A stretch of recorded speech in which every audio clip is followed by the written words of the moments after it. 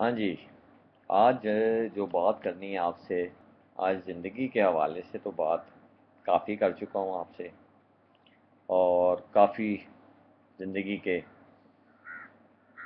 موضوعات کہہ لیں یا ان کے تعلقات کہہ لیں یا رشتے کہہ لیں، ان پہ کافی بحث یا بات یا آپ لوگوں کی وہ میں ڈال چکا ہوں، دھیان آپ لوگوں کا اس طرف کر چکا ہوں، لیکن آج جس خاص موضوع پہ بات کرنا چاہ رہا ہوں نا، وہ بات ہے جناب موت کے اوپر۔ زندگی اور موت پہ بات کرنے کو کوئی بھی تیار نہیں ہوتا۔ کچھ ڈرتے ہیں لوگ میرے خیال میں، کیونکہ مرنا کوئی بھی نہیں چاہتا، نہ میں مرنا چاہتا ہوں نہ آپ مرنا چاہیں گے۔ میرے خیال میں کوئی بھی بندہ ایسا نہیں جو کہ یہ چاہے کہ میں مر جاؤں۔ مرتا کوئی نہیں اپنی مرضی سے۔ آپ نے دیکھا ہوگا بے شمار لوگ بستر مرگ پر پڑے ہوتے ہیں، آپ ان کی تیمارداری کرنے جاتے ہیں اور وہ لوگ آپ سے کہتے ہیں کہ آپ دعا کریں میں ٹھیک ہو جاؤں۔ کوئی آپ کو یہ کہنے کے لیے تیار نہیں ہوگا کہ بھائی دعا کرو کہ میں مر جاؤں اور مجھے آسانیاں نصیب ہو۔ اب یہ کیسی بات ہے؟ ہم دنیا کے جھوٹ اور گورکھ دھندے میں اس طرح سے پھنسے ہوئے ہیں، اور اس لالچ والی زندگی میں کہ جہاں سے ہم نکلنا نہیں چاہتے،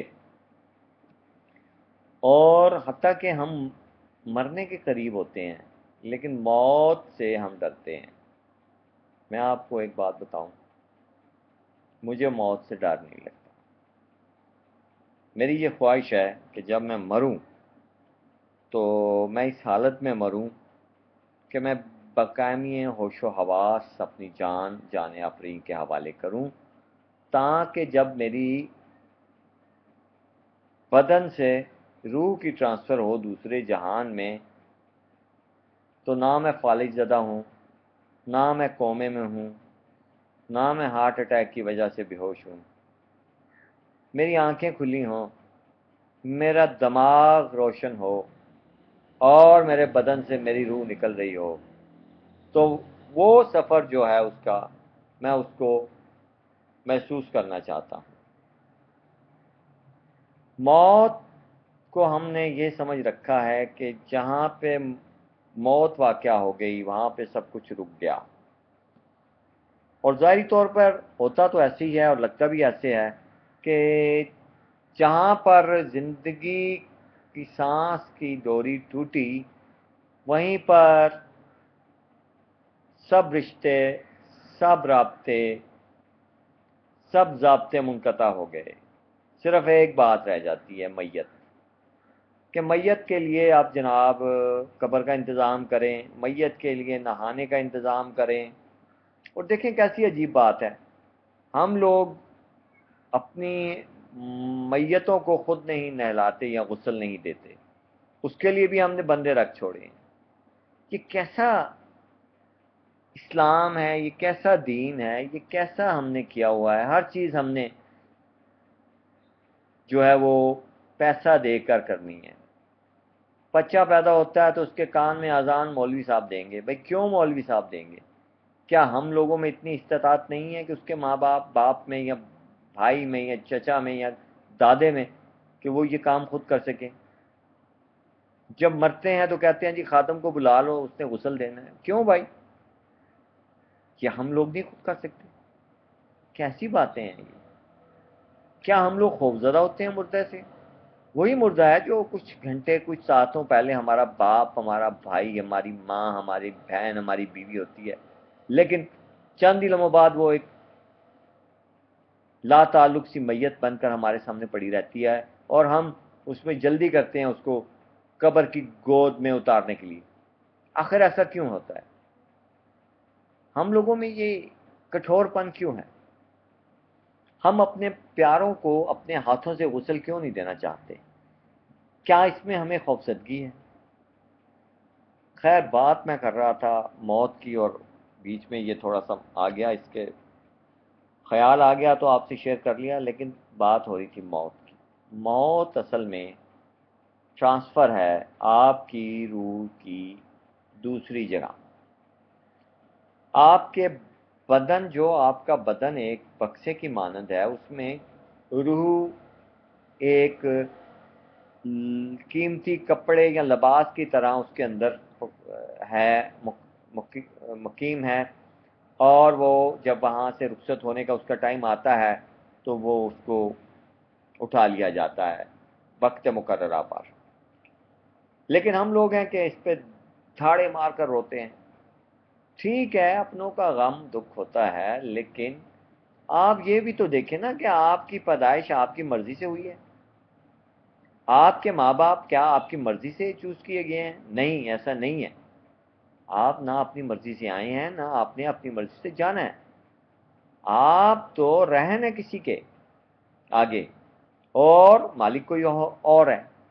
उसने तो आपको यहाँ पर दिया है, आप ये समझ लें कि आपको भिजवाया है किस्तों पर, कुछ सातों के लिए, कुछ दिन के लिए, कुछ हफ्तों के लिए, कुछ महीनों के लिए, कुछ बरसों के लिए। लेकिन आप यहाँ आकर ठेकेदार बन जाते हैं हर चीज़ के। दुनिया की हर आसाइश को हासिल करना आप अपना हक समझते हैं। आप हर जायज़ और नाजायज़ तरीके से अपनी ज़िंदगी गुजारने को अवलीन तरजीह देते हैं। क्यों भाई, ये क्या, ऐसे क्यों है? आप यहाँ पर फॉर ग्रांटेड हैं, कुछ दिनों के लिए हैं, तो आपको मोहतात होना चाहिए अपने हर अमल में, अपनी हर सोच में, अपनी हर राय में, और अपने हर फैसले में, कि आप कुछ भी नहीं है।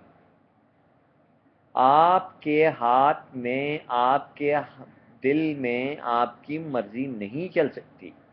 आप जो सोचते हैं जुबान और तालु बंद करके अपने दिल के अंदर, अल्लाह पाक उसको भी जानता है। आप इस चीज़ को ज़हन में रखें और इस चीज़ पे गौर करें कि आप यहाँ के मालिक नहीं हैं इस जहान के। ये बिल्कुल ऐसे ही है जैसे एक सराय है। अक्सर लोग कहते हैं ये सराय बड़ा पुराना एक रवायत है। आप इसको रेलगाड़ी का स्टेशन समझ लें, गाड़ी की डब्बे समझ लें, जिसमें आपने सफ़र करना एक मखसूस स्टेशन तक, उसके बाद आपको उतार दिया जाएगा। क्यों? कि आपका वक्त पूरा हो गया है। आपने अपने आमाल को साथ रखना है, और आमाल भी वो जो हकूकुल इबाद वाले हैं, उन पर ज़्यादा गौर कीजिए। हकूक अल्लाह तो माफ़ हो सकते हैं। हकूक अल्लाह में आप मेरे ख्याल में नमाज को भी अगर आप अल्लाह पाक चाहे तो माफ़ कर सकता है, लेकिन कहा तो गया है सख्ती से कि नमाज अदा करें, और इस पर बड़ा जोर दिया गया है। और मैं नहीं कहता कि आप नमाज छोड़ें, लेकिन हकूक़ अल्लाह और हकूक़ुल इबाद की जब बात होगी, और हकूक़ुल इबाद में जब आप अपने बहन भाइयों, रिश्तेदारों, साथियों, मातहतों, अफसरों, सबके हकूक़, हमसायों, सबके हकूक़ अच्छे तरीके से अगर पूरे नहीं कर सकेंगे तो आप पर बहुत ज़्यादा मुश्किलात आएंगी। आपकी रूह को बहुत ज़्यादा तकलीफ़ से गुज़रना पड़ेगा, और बेशुमार कड़े इम्तहानात से गुजरने के बाद आप लोग जन्नत के मुस्तहिक होंगे। अब आप कहेंगे जी जन्नत का कहाँ से तुम ले आए हो? देखें, जन्नत मैं कौन होता हूँ जन्नत के बारे में कुछ कहने वाला? जन्नत और दोज़ख दो मुकामात हैं जो अल्लाह पाक ने बारहा कुरान में इरशाद फरमाया है, और उस पर बेशुमार लोगों ने सोचा भी है कि कैसी होगी जन्नत, कैसी होगी दोज़ख। अपने अपने सोच की इस्तिताअत के मुताबिक सब लोग उसको समझते हैं। लेकिन एक बात याद रखिए कि जन्नत अच्छाई का मुकाम है, दोज़ख बुराई का मुकाम है। जिसने बुरे काम किए उसको बुरी जगह मिलेगी, जिसने अच्छे काम किए उसको अच्छी जगह मिलेगी। ये बिल्कुल ऐसे ही है जैसे एक बाबू दफ्तर का क्लर्क जो पूरा साल ईमानदारी से काम करता है, इस डर से कि उसके अफसर ने उसकी ACR लिखनी है, ताकि वो अगले साल उसको उस ACR के ऊपर इंक्रीमेंट अच्छी मिले, उसको इजाफा मिले, उसको प्रमोशन मिलने का चांस बने उसका। बिल्कुल इसी तरह से ही हमारे अमाल जो हैं हमारी ACR हैं। جو لکھے جا رہے ہیں، اور یہ ہمارے ہاتھ میں ہے کہ اس کو ہم کس طریقے سے اچھے طریقے کی طرف، اچھائی کی طرف لے کے جا سکتے ہیں یا برائی کی طرف، اس کے اوپر غور کرنا ہے۔ اور موت سے مت ڈریں۔ دیکھیں موت تو آنی ہے، لیکن آپ نے یہ فیل کیا ہوگا کہ آپ کبھی سوچیں نا اپنے بچپن میں یا زندگی میں پہلی موت جو آپ کے ذہن میں آئے، آپ یاد کریں، اور اس کے بعد ان موتوں کو جو آپ گننا شروع کریں آپ اپنی عمر کے حساب سے، تو یقین مانیے ایک دن میں بیٹھا ہوا اپنے بچپن کی پہلی موت کو جب یاد کر رہا تھا، تو میرے ذہن میں جو سب سے پہلی موت آئی، جو مجھے یاد ہے، میری بچپن کی سب سے پہلی موت میرے بھائی کی موت تھی۔ میں اس وقت 4 برس کا تھا، میرا بھائی 19 برس کا تھا جو فوت ہوا۔ وہ مجھے آج تک یاد ہے۔ ہمارے گھر میں کوہرام تھا اور بے بسی کی انتہا تھی۔ وہ موت جب میں نے وہاں سے گننی شروع کی، تو آخری موت جو ابھی تک میرے اپنے قریب ترین لوگوں میں سے ہوئی ہے، وہ میرے والد صاحب کی ہوئی ہے 85 برس کی عمر میں، آج سے تقریباً 3.5 ساڑھے 3 سال پہلے۔ لیکن ان کی موت پر مجھے وہ دکھ نہیں تھا جو میرے بھائی کی موت پہ جب میں صرف 4 برس کا تھا۔ مجھے دہشت تھی، مجھے خوف تھا، حالانکہ مجھے سمجھ کچھ بھی نہیں تھی۔ جب والد صاحب کی میرے کی وفات ہوئی، تو آپ یقین مانیں کہ جن لوگوں کے ماں باپ مرے ہوتے ہیں نا، وہ جب آپ سے آ کے ملتے ہیں، افسوس کرتے ہیں، تو وہ ان کو احساس نہیں ہوتا ہے، کیونکہ وہ اس کرب سے گزر چکے ہوتے ہیں۔ وہ ایک روٹین میں آ کے اچھا یار اللہ کی مرضی سی مر گئے، وفات پا گئے، چلو دعا پڑھو تو فاتحہ کر لو۔ لیکن جس کے ماں باپ پہلی دفعہ مرتے ہیں، اس کے لیے بہت بڑا ہوتا ہے دکھ۔ اور آپ کو میں بتاؤں، 2001 میں میری والدہ فوت ہوئی تھی، تو اس وقت مجھے بہت بڑا جھٹکا لگا تھا۔ لیکن جب میرے باپ والد صاحب فوت ہوئے 3 ساڑھے 3 سال پہلے، تو مجھے وہ جھٹکا نہیں لگا، وہ دکھ نہیں ہوا۔ ہاں، یہ پریشانی ضرور ہوئی کہ میں اپنے والدین کی اتنی عزت، اتنی توقیر اور اتنا خدمت نہیں کر سکا جتنی کہ مجھے کرنی چاہیے تھی۔ اس چیز نے مجھے کافی پشیمانی میں ڈالا، اور میں آج تک پشیمان ہوں، اور اب اپنے دوستوں سے اور لوگوں کو اور ساتھیوں کو یہ بارہا بتاتا ہوں جن کے ماں باپ زندہ ہیں کہ بھائی اپنے ماں باپ کی قدر کرو، ان کی عزت کرو۔ آپ یقین مانیں مجھے اس وقت یہ الفاظ سمجھ میں آئے ہیں قرآن کے کہ کیوں اللہ تعالیٰ بار بار کہتا ہے کہ اپنے ماں باپ کو اف تک نہ کہو، اف تک نہ کہو، ایک یا دونوں میں سے ایک یا دونوں ہوں، ان کی باتیں سنو، ان کو برداشت کرو۔